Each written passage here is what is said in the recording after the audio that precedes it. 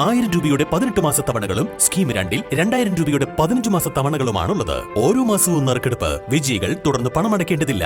Anupama gold gallery, golden diamond, Edavanna, Thiruvali, Othayi.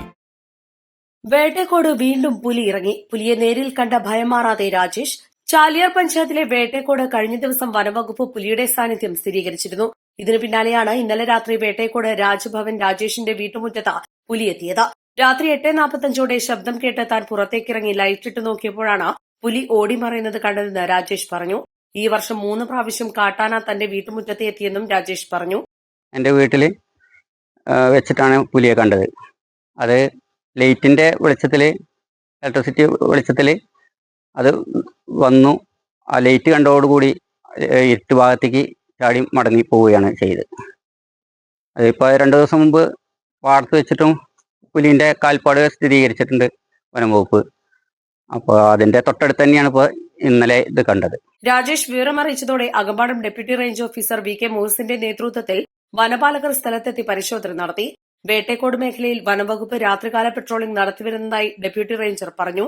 Vettekkode ഭാഗത്ത് 2 ദിവസം മുമ്പ് രാത്രി പുലി ഇറങ്ങിയിട്ടുണ്ടെന്നുള്ള ഒരു വിവരം കിട്ടിയതനുസരിച്ച് സ്റ്റാഫിനെ പറഞ്ഞയച്ച് ഞാനും സ്ഥലം ചെന്ന് പരിശോധിച്ചതിൽ പുലിയുടെ ചവിട്ടുപാട് പോലത്തെ ഒരാളെ നമ്മൾ കണ്ടെത്താൻ കഴിഞ്ഞ്.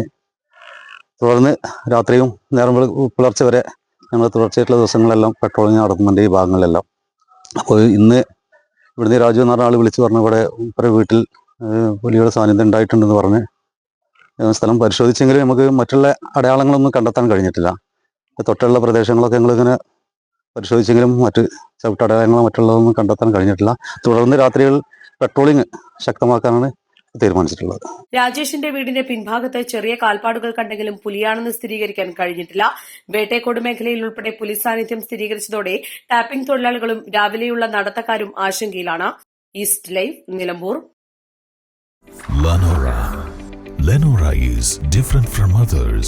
Years of perfect stitching experience.